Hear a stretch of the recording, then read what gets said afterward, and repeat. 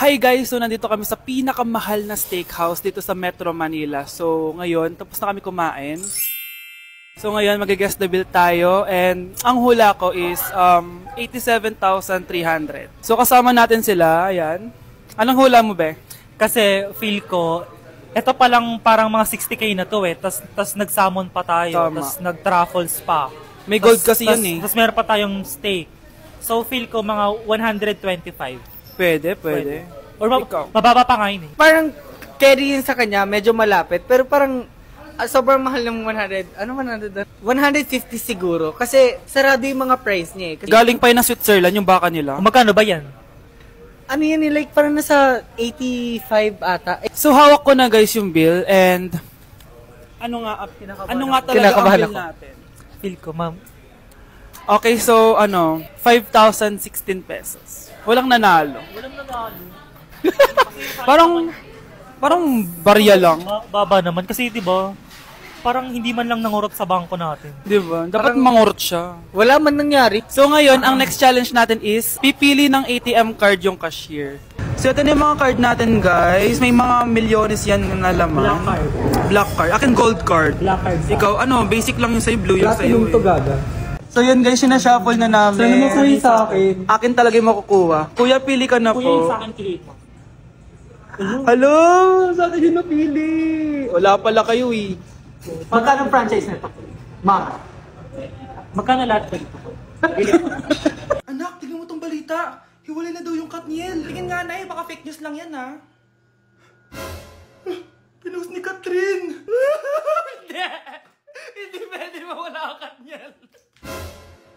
Di niya! Catherine! Bakit niyo ginawa sa amin to? Okay na ito. Breaking news! Walang pasok on all levels dahil hiwalay na ang Katniel. Pati sa balita ang OA, kala mo di ka nanonood ng movie ng Catherine ha? Umiiyak ka pa nga eh. Ayun na, nakakilig naman. Wala nang nangyari. Hindi ka mamamatay. Oo na, die hard fan ako ng Katniel. Hindi.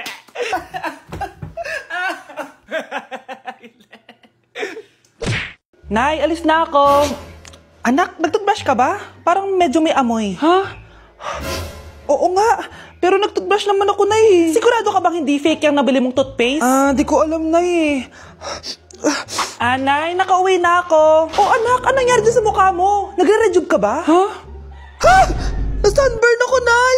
Naglagay naman ako ng sunscreen eh. Anong nangyari sa mukha ko? Ayak ka na naman eh. Sigurado ka bang hindi fake yung nabili mong sunscreen, ha? Di ko alam kung totoo yun, pero mura lang kasi yun eh. Bakit parang puro fake na lang nabibili ko? Bili na lang ako sa Shopee Mall. Nay, yung mga parcel ko, dumating na ba? Oo. O, eto. Ano naman yung mga yan, ha? Mga essentials, Nay, like this Belo Sun Expert Dewy Essence na buy one, take one. Alam mo na, malapit na ang summer. O, eto pa, Nay. Colgate Optic White, Purple Toothpaste at O2 Aromatic Menthol para sa fresh breath at whiter teeth. Anak, sigurado ka ba mga authentic yung mga pinagbibili mo, ha? Oo naman, Nay. Eto, sigurado na talaga ako dito dahil sa Shopee Mall ko to nabili. Nandito na kasi mga big brands pero lower than SRP. Ayan ang gusto ko. Sa sigurado. Lahat dito 100% authentic. Kaya kayo, shop na dahil sigurado sa Shopee Mall. Grabe, nakakapagod mag-aral. Tara, Bes, road trip tayo. Hindi, arcade na lang. Hindi, Bes, road trip na lang. Arcade! Hep! Away ng away eh. May share ako na bago na sure ako kung saan tayo magkakasundo. Saan naman? Kumain na lang tayo, Bes. Share ko lang kasi sobrang good deal ng Jollibee Meal Savers. Pang everyday go-to meal natin. Bakit? Ano meron? Mag-Jollibee Meal Savers tayo. Kasi nandito lahat ng faves natin. Lahat may drinks at kasamang rice or fries. 1-piece burger steak with double rice. 1-piece chicken joy with drinks. At 1 Jolly Spaghetti with fries and drinks. Kaya kahit araw-araw tayo kumain, Bes, busog sulit sarap. Our go-to meal. Ayan, yan yung gusto ko. Kinikrave ko yung burger steak with double rice. Makakatipid na, mabubusog pa tayo. Diba? Kapag cravings mo yung go-to mo, tapos wak sa araw-araw, sulit talaga. Kaya tara na, Bes, gutom na ako. Excited ka masyado. Libre mo ako next week, ha? Sige, Bes, go. Basta, Jollibee Meal Savers, ha? Go! Gusto mo ba talaga ako makilala, Scarlett? Oo! Dahil hindi ako matatahimik! Magkita tayo malapit sa puno ng mangga. Ako ikaw, Scarlett. Galing ako sa future. Paano? Paano nangyari yun? Basta, Scarlett, ayusin mo yung mga desisyon mo sa buhay, ha? Sige na, baka mahuli pa ako ng mga humahabol sa akin. Sandali! Sino humahabol sa'yo? Sino ba yung humahabol sa kanya? May mangyayari ba masama bukas? Bakit di pa siya tumatawag sa akin? Nay, si Brianna po, pumasok sa school? Gumala daw kasama yung mga kaibigan niya. Tumatawag? Hello? Si Scarlett po ba to? Kaibigan po to ni Brianna. Nakidnap po siya kanina. Hindi ko po alam anong gagawin. Tulungan niyo po kami. Sinakay po siya sa van. Nay! Si Brianna! Nakidnap! Diyos ko! Anong gagawin natin, anak? Bakit tayo mo sumagot? Sabihin mo sa akin anong gagawin ko? Nay! Nay! Saan pumunta si nanay? Scarlett, dyan ka lang ha. Pupuntahan ko yung mga kidnapper. Napakadelikado naman ang ginagawa mo, Nay! Diyos ko, anong gagawin ko? Hello? Buti naman tumawag ka na. Alam mo, kasalanan mo lahat to eh. Kung pinaalam mo sana na makikidnap si Brianna, hindi sana pinigilan ko siya. Scarlett, may malaki tayong problema. Nasa bahay niyo yung humahabol sa akin. Magtago ka na. Scarlett! Nay! Oo, Scarlett. Galing ako sa future. Ikaw ba yung humahabol sa isang Scarlett? Hindi ko na siya kailangan. Ikaw ang solusyon.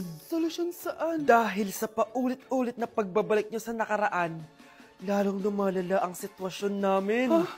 Hindi ko maintindihan. Kailangan mo na mamatay! Matagal na dapat kaming patay ni Brianna. Pilit mong binabalikan na nakaraan. Kaya ikaw ang papatayin ko. Nay! Panaginip lang pala lahat yun. Oo anak, okay ka lang? Si ate kasi panay puyat kaya ganyan siya eh. Nay, Brianna, buhay kayo? Oo ate, buhay kami. Anak, sumama ka na sa amin. Sumama ka sa akin.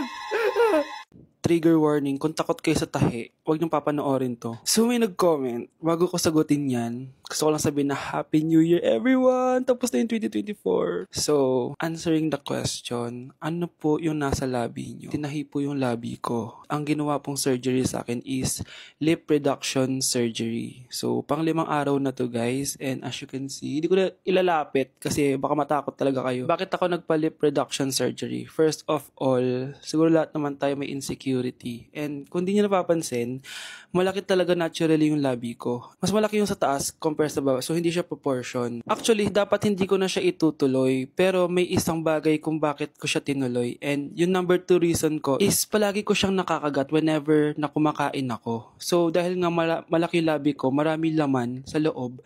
So, kapag ngumunguya ako, nakakain ko siya. Ang tendency, hindi nawawala yung singaw ko. And lumalaki yung singaw ko kasi palagi ko siyang nakakagat. Imagine, hindi lang isa, hindi lang dalawa ko siya beses nakakagat, kundi siguro mga 5.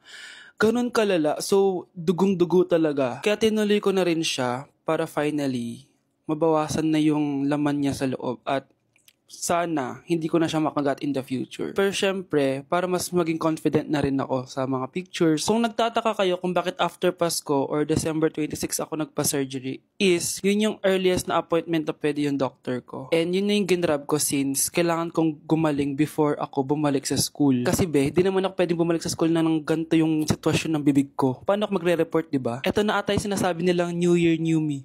So yun lang naman guys. Again, Happy New Year. Wishing you all the best in 2025. Babalik na ako sa content ko. Promise, pag gumaling na talaga to. Bye-bye. Na-invite ako sa isang special event. Gagala na naman ako nito. Aba, saan ka na naman pupuntang bata ka ha? Hindi ka talaga napipirme sa bahay, no? Nay, payagan mo na ako. Maraming artista doon, tas marami ding pagkain. O sige, pagdala mo ako na pasalubong ha. Tsaka pa-shoutout mo ako sa mga artista doon. Yes, magre-ready na ako na ya. Oh, nauna pa kayo sa akin, be. Outfit check! This is my outfit. Actually, the theme is Purple Business Extravaganza. Basta purple, wear something purple. Let's go!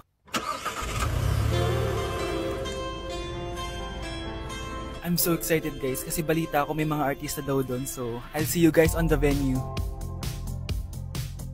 So nakadating na tayo sa venue at invited tayo sa launching ng Pinoy Drop Ball ng Bingo Plus. Pagdating pa lang namin, pinatry na sa amin agad yung Pinoy Drop Ball. So ayun na nga, tinaya ko lahat ng token ko. So ayan guys, hinulog ko na yung 3 bola. Sobrang familiar ng laro na to kasi nakikita ko to sa mga pair. Sobrang useful ng mga napalalunan ko guys. At pumasok na kami sa